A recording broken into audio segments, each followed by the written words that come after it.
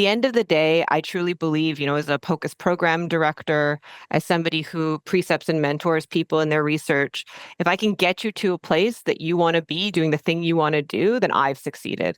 And that looks different for everybody. So this isn't like a one size fits all kind of success thing. It's really about what are the opportunities that I can give to you in a position where I have a little more power so that you can do the things that you want to do when you want to do them.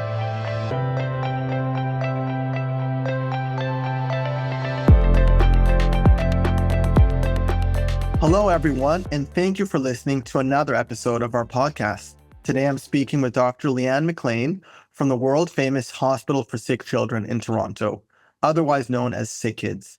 Lianne is a dedicated leader in pediatric emergency medicine and point-of-care ultrasound at SickKids, with a strong focus on integrating technology to enhance clinical outcomes. She also serves as a staff physician in emergency medicine and is an associate professor at the University of Toronto. Lianne, thank you for chatting with me today. Thanks so much for having me. I love ultrasound geeks. And so before we get deeper into the podcast, can you tell us a bit more about your background? Yeah, absolutely. So I started my ultrasound journey, if you want to call that, as a pediatric resident in Winnipeg, Manitoba. I had a mentor and staff physician in the pediatric ICU who really felt it was, not only standard of care, but so beneficial in so many ways for his patients. And at that time, he was, I won't say alone, but he was pretty lonely in that space, in that hospital. And as a resident, I remember being completely captivated by his enthusiasm and what you could gain from it in that moment. And he really sent me on a journey to come to Toronto to meet my now boss, Jason Fisher, who was bringing point-of-care ultrasound to emergency medicine in pediatrics in Canada. And after that rotation, I knew I had to come here for my fellowship. The first week of my pediatric emergency medicine fellowship, I knew I had to do point of care ultrasound for a year. I finished point of care ultrasound and became the ultrasound director a few years later. So all of it really started from seeing that value at the bedside, sort of real time in very, very tricky situations with really sick patients. And it changed the trajectory of really where I was going with my career. So that's really the start of it all, to be honest with you. That's really fascinating because I think I told you in our prep is like often I hear that kind of a journey is just a series of random events that somehow come together. Yours actually sounds like it kind of stemmed from like this big bang of getting introduced to something that captivated your interest in medicine and technology. And it's kind of been this thread that it almost was prescribed. You're pretty unique in that landscape, Lianne. Maybe just though before that, what brought you into medicine? I think medicine for me always ticked a lot of boxes. I'm an arts major in my undergrad, so I did English and psychology, and I love to write and I love to read, but something about my curiosity really pulled me to pursuing medicine and being excited about it. And it was something that just always seemed like the cup would never be full, right? There's always so much more to know. It's an incredible privilege. And I think I've got the best job in the world. So I don't know. I really lucked out in a lot of ways, for sure. I love hearing that. And one other thing you mentioned is a theme that I've also heard from a few other guests sitting in your chair today about the role of mentors in shaping your career path. Could we unpack that a little bit more? And also would love to hear how, are you active now in being a mentor to others? But maybe start with your mentor, kind of what drew you into that? How does that relationship evolve? I think mentorship and sponsorship, which are two really different things, are incredibly critical to success. And what has been lucky for me is that not only have I found mentors in all the places that I've trained, but that there's been opportunities for me to stay and learn from them and get so much out of that relationship. I think when you look at mentorship from somebody trying to be mentored, right? When I think about this intensivist in Winnipeg, when I think about Jason Fisher, who's now my boss, who's been an incredible mentor and sponsor for me now, that relationship is about learning from them. It's about learning from their success and also learning from their mistakes. So that authenticity and transparency is so critical to developing a really good mentorship, I think. And I do mentor now that I'm, mid-career, I guess we can call me at this stage of my life. And it's been wonderful to be able to put people in positions where they can succeed. the end of the day, I truly believe, as a POCUS program director, as somebody who precepts and mentors people in their research, if I can get you to a place that you want to be doing the thing you want to do, then I've succeeded. And that looks different for everybody. So this isn't like a one size fits all kind of success thing. It's really about what are the opportunities that I can give to you in a position where I have a little more power so that you can do the things that you want to do when you want to do them. I love that definition for mentorship. You kind of called out sponsorship as a slightly different thing. What's the difference between the two in your mind? So sponsorship, I think, is really saying, well, there's this opportunity and it's come across my desk and I'm not available for it, but I know exactly who is available for it. And putting that person in that position to offer them and kind of bring them up into a different network or a different opportunity or go to a conference they might not have attended previously. And Jason in particular, for me, was really instrumental in that because he would often say like, oh, I can't make this big conference, but you know what, Lianne can go and she'll do it. And it let me build the career that I have because he put me in those positions. And he sort of did it unilaterally, which is a choice for sure. But I think that it's incredibly fortuitous if you have somebody who really believes in you in that way. Whereas mentorship to me is really more of an exchange of ideas and you're learning through understanding, and you come to them with problems and they help you solve them or they offer their perspective. It's more of I guess more a deeper longitudinal thing. Whereas being a sponsor for me is really saying like, no, here's an opportunity you'll succeed at and you deserve, and you're going to go and do that. And for me, that's really created a large part of the network that I've been able to build in point of care ultrasound. And so many of my opportunities have come out of that. That's really thoughtful. I'm thinking I'm going to steal that, if it's okay with you, in my own conversations with my team and Sure. our role as leaders to be both mentors and sponsors in different times. And I think that concept of sponsorship is so important because for talented people, the most valuable currency, more than money, more than job titles, is opportunity, is at bats. Right. And if you kind of take it on yourself, say, as a sponsor, I'm creating these at bats for individuals. That's really what's going to unlock their growth journey. So I thank you. That was great. And Great. I think our audience is going to get a lot out of that as well. Maybe back then to POCUS. So point of care ultrasound, that's been kind of this one consistent thread in shaping your career path from Winnipeg to SickKids and beyond. One thing that came up when you introduced it is kind of this loneliness, like kind of being like this one with like their finger in the dike, kind of against everyone trying to get this thing going. Is that still where point of care ultrasound is at? Is it still a lonely specialty, a lonely profession? So it's not in point of care ultrasound in general, but point of care ultrasound to me has always been one of these modalities that's really demonstrated leading from the edge. Not to like say a catchphrase and then sort of lean into that, but when you expand in our organization, so we have point of care ultrasound, we have a fellowship program. We've been doing it pediatric emergency medicine at SickKids for over 10 years. Now, where's our new frontier? Our new frontier is pediatric hospitalist medicine. Our new frontier is community practitioners in pediatrics using ultrasound in their offices, right? Our new frontier is an endocrinologist approaching me and saying, hey, can you guys help me? I want to do some thyroid scans. Or a gastroenterologist saying, I want to look at small bowel disease in my clinic in point of care ultrasound. So is point of care ultrasound a lonely place? It absolutely is not. It's a massive worldwide phenomenon that has demonstrated value in so many different aspects of healthcare.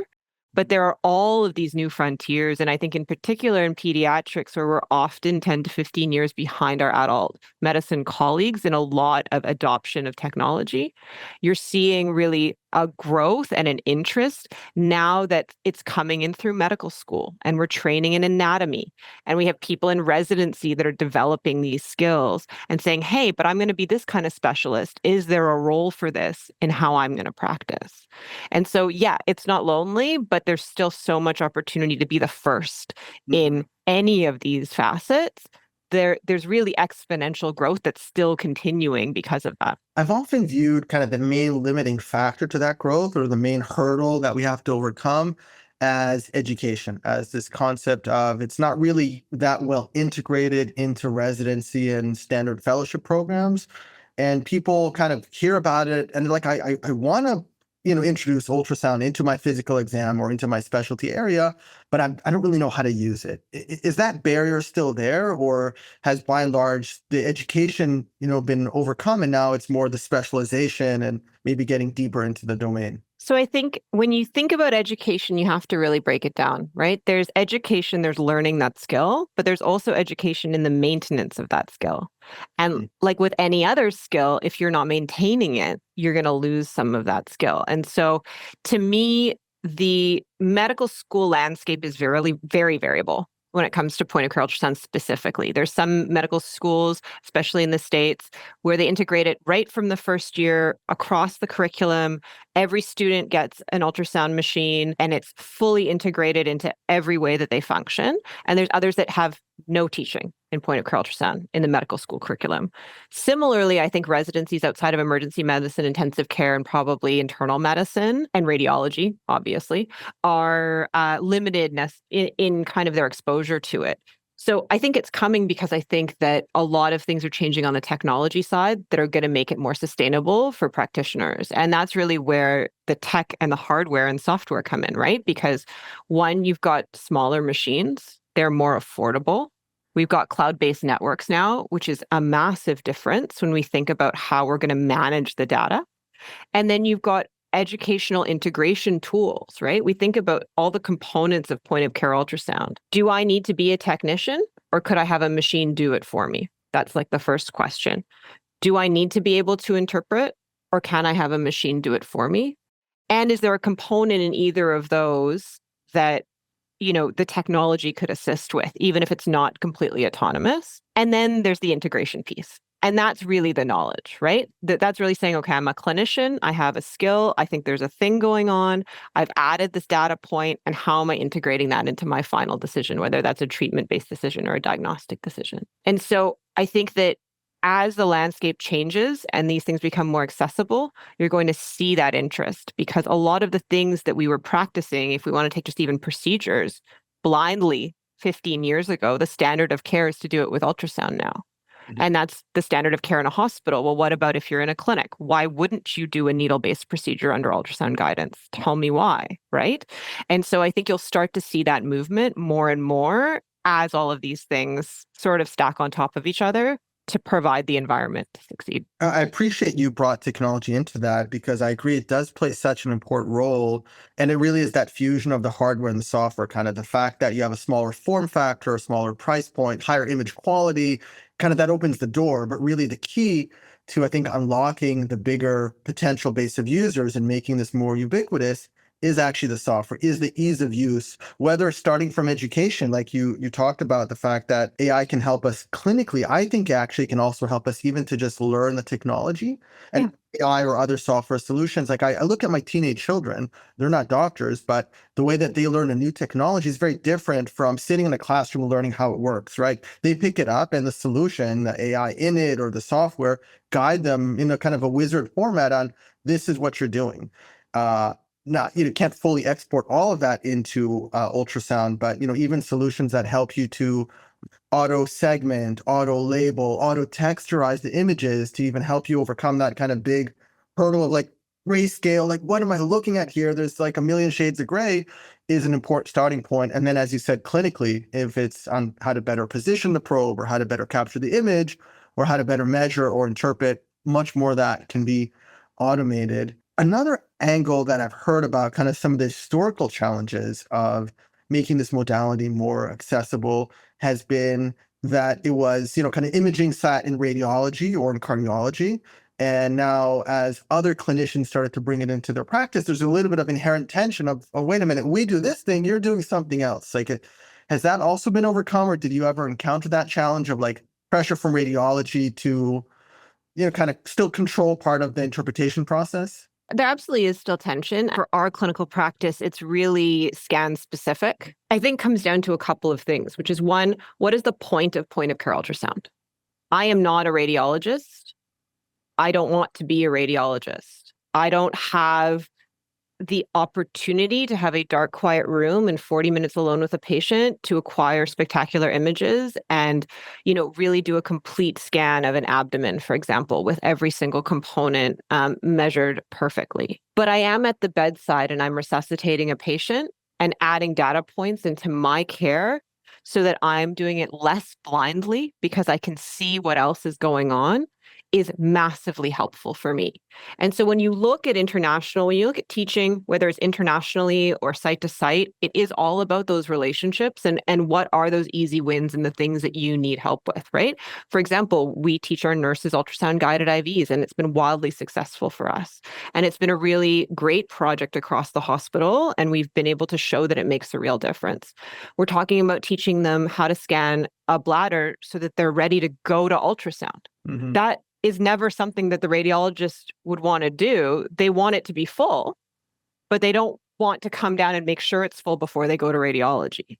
Right. So that's an indication that's just not, it's not at all the same thing. It's just not the same thing. And I think that job to be done with what the radiologist is trying. It's a different job to be done. And, in some countries, the radiologists come to the bedside very frequently. In some countries, they are available on demand in the context of a sick patient to help.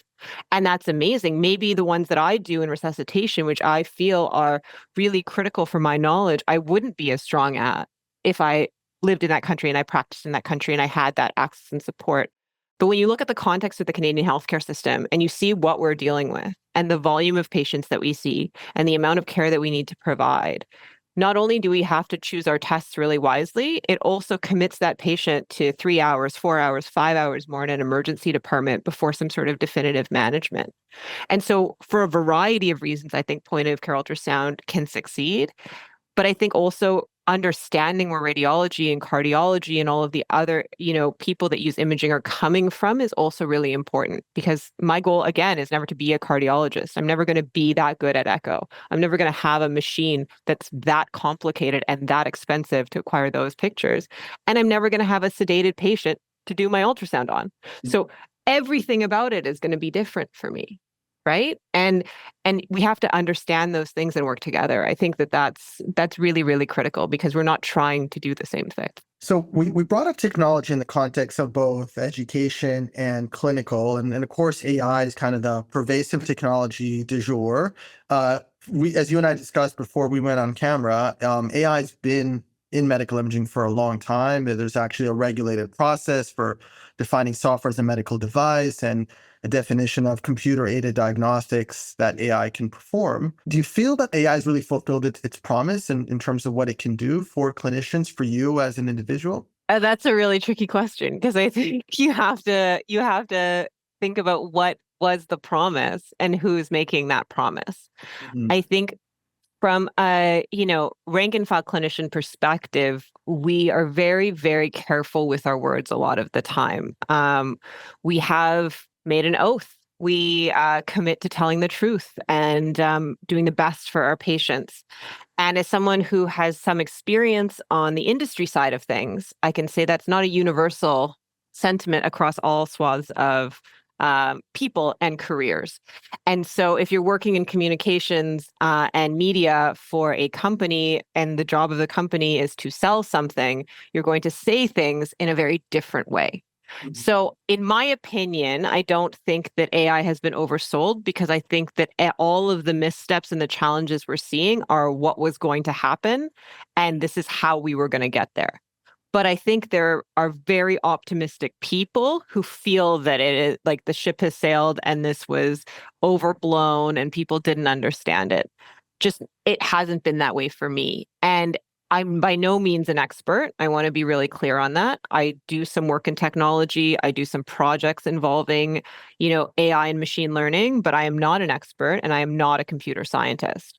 I do think a couple of the things that are going to be really interesting is AI is an assistive technology in the context of medicine versus one that is autonomously doing something is a very interesting ethical question. And it makes a difference from a training perspective of the models themselves.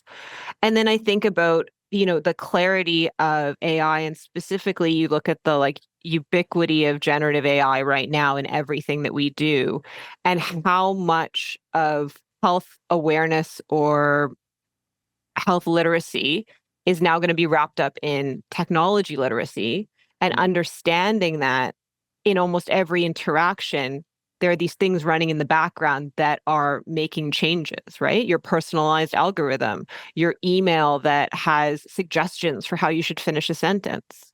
That did not exist when people started doing email, right? And the slow creep of it into everything we do, for those of us who are interested in it, it's fascinating. But for many people who don't think about it day to day, they're not saying, oh, yeah, of course. Well, there's AI in the background running this and telling me this is what's on my algorithm, or this is how I should answer my email, or whatever it might be. And when you apply that into the healthcare space, it just gets infinitely more complex because now you're dealing with patients and you're dealing with patient data and you're dealing with health data and all of the complexity that comes from that. So I don't think that it's been oversold because maybe I was a bit pessimistic from the start, pragmatic, however you want to call it, whatever you want to call it. I think great people are doing great work in the space, and it's a really exciting thing when you think about scaling some of these things into, really being accessible. And that's where AI gets me really excited because we have so much disparity, at least in Canada, and in the patients that we see from the major urban centers to the rural and remote regions, there's massive health disparity. And part of that is access. And part of that access can be broken down through technology. And so the scope and the promise is huge. And it's just about how we're going to use it to get there and which mistakes we're going to make along the way, because there will be mistakes, and how serious those are going to be in terms of changing the tide of the population of our patients believing in what we're doing. There's a lot to unpack there, no question. Thanks for that really thoughtful response. Maybe let's break it down to a few kind of lines that I'd love to expand on a little bit. I think the first one is just a great piece of advice to health tech entrepreneurs of, just always remembering that you're selling to doctors ultimately that are, like you said, that took an oath, that ultimately have to kind of look at the world in black and white. Is this going to be helpful? Is this the standard of care? And be really careful with how you position and set expectations for what your product does. And I think many entrepreneurs know this, and yet we're also in the business of business. And therefore, absolutely, reminder is really important for us. And I appreciate that. And hopefully our listeners who already know this, but it kind of comes up just to the front of their cerebral cortex to think about how they communicate and the responsibility we bear in this sector. Your second point was around what AI can really do for us. And maybe I'll go back to the corollary on the jobs to be done of why POCUS isn't really competing with radiology. I would say AI is not really competing with doctors. I think AI is trying to do jobs that doctors or clinicians don't want to do, don't have time to do, versus doing the crux of what they do, which is caring for the patient, making the most informed decision or the intervention at the bedside. And I think some of the examples you gave of using AI to better place a line, making sure the bladder is full, those are things that are the kind of jobs where we'd love to outsource that to a machine so that the clinician can focus on the most important job of the patient at hand. And, there's that famous saying of, AI will not replace doctors. Doctors that use AI will replace doctors that don't. Yeah. But I think that is a very important also bit of advice to entrepreneurs or anyone in the AI space here, is to really focus on jobs that will be accretive, complementary to what the doctor is trying to achieve, whether it's eliminating menial tasks that have to be done, or helping maybe practitioners at a lower scope of practice to be able to do those jobs so that we avoid some of the disparity we have in where bottlenecks naturally emerge in the system, or where kind of everything funnels to a GP or to the ER, which is, I think, part of our challenge here in Canada and elsewhere. The third point is around access to care. I really appreciate that. And I think for me also, I work in the point of care ultrasound space. I think that's one of our key drivers, right? This isn't about more machines in places that already have the best machines, that already have sonographers. This is about enabling a nurse in a rural community to better care for a pregnant woman by helping her to assess the age of the patient or to determine whether the patient, the infant is cephalic, right? It's for an EMT to be able to do a better job in an ambulance or more of that. Do you feel that we've moved the needle on that? Like that in your world, you work at an urban hospital. Like, is it having an impact, or is this still a big job for us to ahead of us? Well, Canada is a unique circumstance in many ways. So I would say that you definitely are seeing the impact. You look at, in the emergency world, for example, the STARS ambulance that does advanced care transportation across the prairies have implemented point of care ultrasound on their helicopters. I think that that is a massive asset. As someone who's done flight transportation, your stethoscope is useless because of the noise artifact. And so having a way to evaluate your patient is really, really useful. And so part of the value of the technology getting smaller, cloud-based systems, as I mentioned before, and the price point being driven down is you now have access where it's now, okay, we can add it to a transport pack. Okay, we could put it in a nursing station in a remote community. Okay, we could offer this opportunity there. And the second piece is that cloud-based piece, right? Now you can say, well, I can send this to the receiving doctor in a totally different place, and they can evaluate this and make a decision. And so that allows that knowledge and that sharing of that integration and interpretation that we talked about to be shared amongst people that maybe are going to be great technicians at the start, but might not be able to interpret, might not be able to integrate quite at the beginning. So all of this intersects. You're bringing the expertise to the point of image That's acquisition. right. That's right. And whether you think about that as an AI coach there telling you how to acquire it a little bit better, or doing it the way that we've done it in point of care ultrasound, which is an in-person coach. You can do it on Zoom or on FaceTime, right? You're in somewhere and someone's saying, yeah, oh no, just move it up, like rock, heel, do whatever you need to do. We tried all of that stuff when we were doing POCUS education in the pandemic. We were doing remote coaching at the bedside with one person in the room and another person outside. So all of that can be done if you have the technology infrastructure, right? You have to have the bandwidth to do it. You have to have the machines that can do it. But I think that for Canada in particular, that is going to be a game changer for dissemination across our country, because we're just talking about a very big country that outside of a few centers in the south has a relatively sparse population. And I know this is something that you've been personally involved with, equity and access to care. You have a program called Ideas, which I think is around advancing equity in healthcare through technology. Could you tell us more about that? Sure. So Ideas is brand new. It's a new advanced trainership that we've put together. It stands for informatics and integration. That's the I. D is healthcare design. E is environment. A is AI, and S is systems and safety. And really what it is it's a group of my colleagues. We all work in pediatric emergency medicine, really passionate about technology and the future of our discipline. And so we've created this new advanced training year where people can come and work and train with us for a year and do a capstone project in one of the 5 communities of practice that we kind of talked about. We also have half days twice a month that will be starting in September that will be open access to anyone who would like to join with an institutional email to really share ideas, no pun intended, and develop some of the knowledge around technology and around future thinking for the pediatric emergency department. So that's starting off this September. We've got our first advanced trainer who's starting with us, and at least 2 for next academic year. So I think it'll be a really great chance to sort of bring all of these ideas to the forefront and have great conversations amongst peers and colleagues to see how we can all better support one another in really bringing technology into the emergency department and seeing it succeed. And you mentioned to me before you all also have an AI initiative at SickKids, or think around eye care. Is that right? Can you tell us about that? So we do have an AI group. So we do have an AI group in SickKids in general. My colleague who's focused in AI is Dr. Devin Singh. I also have a colleague, Dr. Amy Zapersky, who does a lot in AI as well.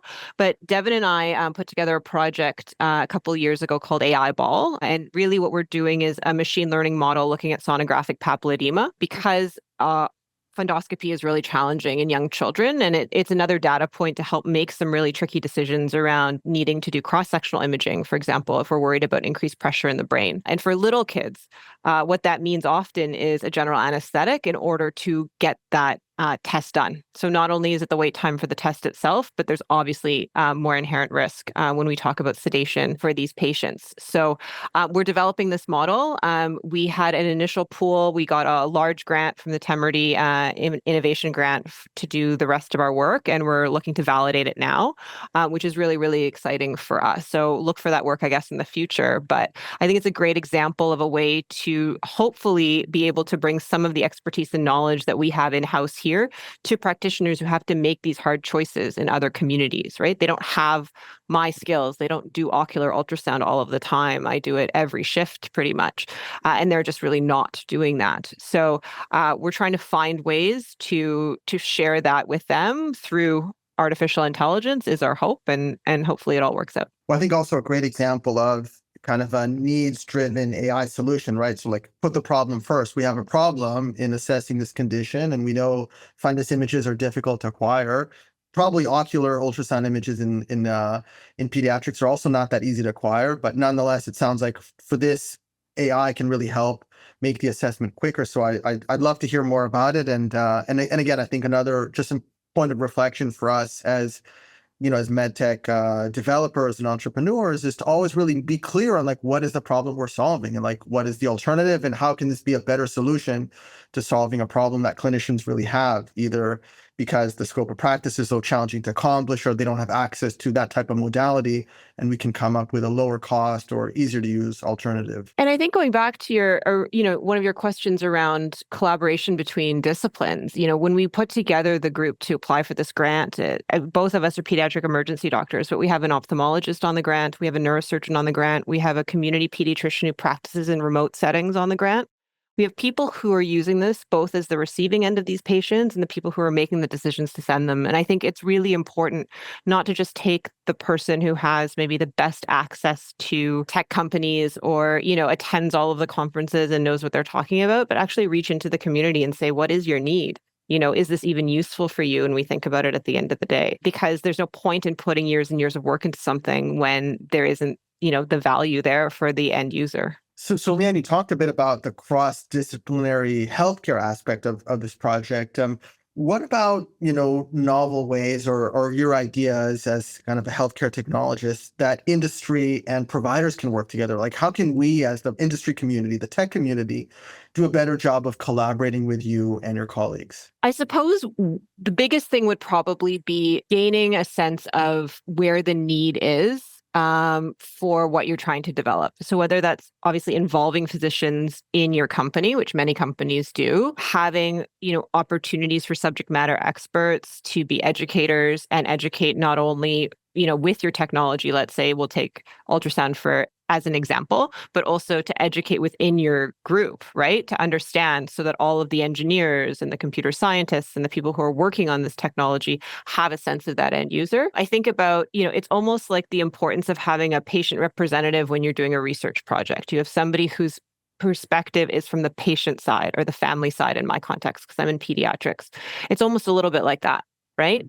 So not only do you want someone who's kind of a not in practice doctor, who's doctor by name and has the medical school skills, but you want people who are actually using or potentially using your product to weigh in on it. And so I think having that diversity of experience, recognizing that not everybody is going to be the same. It's a lot of work, of course, and it's expensive work, but I think it's worthwhile to do to succeed because there's a lot of things around, and how you differentiate yourself and your product in that space, to me, is about whether or not you end up connecting with the end user, whoever that might be, whether it's for the patient or for the provider. Well, I love how you brought up the patient angle as well, because I think sometimes there's tension, right, to balance the push for technological innovation with the need to maintain a patient-centered approach, right? And like often in our community, we think then about like our user, but actually your user is the patient, right? So like we have to kind of extend that all the way through to the patient or their family who's receiving care, and what impact our technology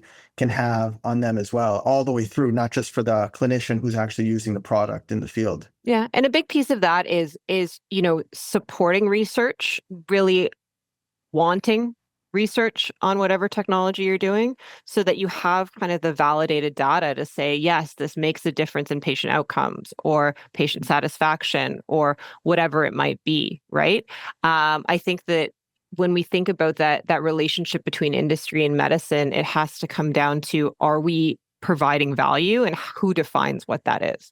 And so there's value to the system, and that's easy to measure in a lot of ways, and it's much easier to measure than value to the patient.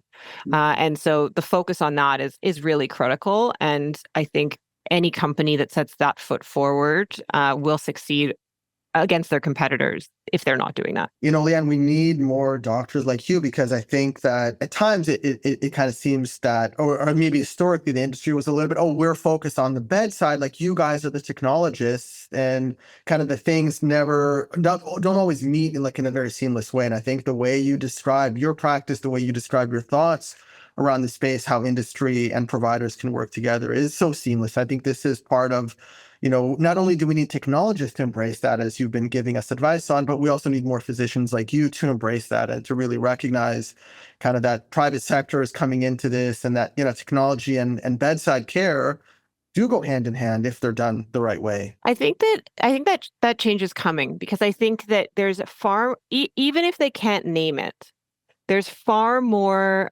focus on the value of human factors and user-centered design than ever before, because so much of our lives is around that now. And people get frustrated by tiny little human factors things in their everyday life, right? Because they all have smartphones, and they all have laptops, and they all have cars that are actually computers. And so as we move towards this being just a universal truth, I think people will have more of an understanding of, actually the technology does matter. And it's not just about the cheapest product, it's about the product that can deliver the most value. And that to me is a shift you're going to see, because I think it's just so ingrained in everything that we do, and it'll just start to come more and more. I think people will have a harder time separating the two, frankly. Amen to that. So as we start to bring our conversation today to a close, maybe one last question, just looking ahead to the future. We talked a lot about point of care ultrasound. Maybe let's move past that. Like, what other key changes, or maybe one key change you believe will be essential to revolutionizing pediatric care through technology? One key change, only one.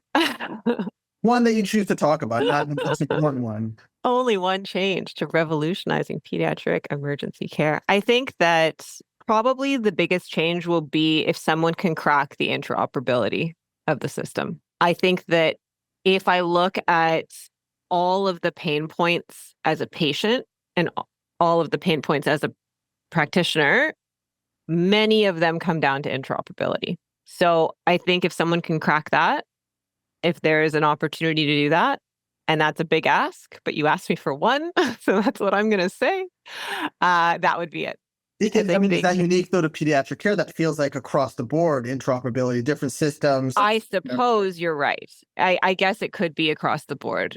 I speak in the context of my lived experience as a provider in a center where we get a lot of referrals, and we have a lot of fragmented care across different hospitals, different health regions. We have people who drive past 4 hospitals to come to see us, but have in fact received care at every other hospital on the way at other times in their young lives. And so there's a lot of that, everything from follow-up to making sure that they have a primary care provider that gets the results. All of those really very simple and boring things. If we could fix that, then care would be improved. And that's just a fact. If I could know every prescription that a patient had received and not just some of them, that would be great. If I could know how they were vaccinated, that would be great. If I could see all their images, that would be great. If I could have all their lab tests, that would be great. So it's not flashy, and it is complicated, and there's a reason why it hasn't happened yet. But I think that to me is the biggest change, because a lot of people come to a pediatric emergency department because they feel like the healthcare system has failed them. And I think the system would be better if it worked. So that response just piques my interest on something else you mentioned earlier, that pediatric medicine is about 15 years behind adult medicine. Why is that? Because studies are harder on children. So when you think about implementation of anything, really, and you think about the amount of data that's required to make your case to have something change, you're talking about smaller cohorts of patients, right? When we think about end data, Thankfully, in my profession, we have really low mortality in most cases. So when we're planning and designing studies, the amount of kids you need to recruit, the levels of illness that you need, the amount of sites, right? All of those things are different. And then you have parents that are consenting to have their child participate in research. And that's a very different consent process than you consenting to have you participate in research. And so for all of those reasons, pediatric research is challenging. Of course, adult research challenging as well. But I think we have our own unique set of circumstances that make it really, really difficult. And so then we come to try to do things and change things and make these things. And people who are making the decisions say, well, where's the data? You got to study it first. You have to tell me that this is worth doing. And so a lot of the things when we think about whether it's technology integration, whether we think it's about a new medication, whatever it might be in clinical care, a certain investigation, not doing investigations, all of these things, it takes time. And it's just a higher hill in a lot of respects compared to our adult colleagues. And we want to see the adult data first. So we kind of say, here's the adult data. Now here's what we're going to do for kids for a lot of these as well, right? Because again, no one wants their child to be a guinea pig with nothing proven around them. Mm-hmm. Well, Lianne, I learned a lot from you today. I know our audience is going to get a lot out of this interview, and that's gotten me really excited. Before we wrap up, if people want to keep up with you, where can they go to find out more about your work? So our new advanced trainership does have a website. It's skideas.ca. You can find me on Twitter at Dr. Lianne. I still call it Twitter. We're supposed to call it X now. And I'm also on LinkedIn. You can find me there too, under my name. Excellent. I can't thank you enough for spending time with me today. You had me at hello, by the way. As soon as I turned on the camera and I saw you had a Hocus hat, I already fell in love.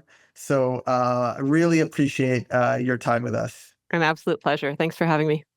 Thanks so much. And to all of our audience, thank you for joining us for another episode of our podcast.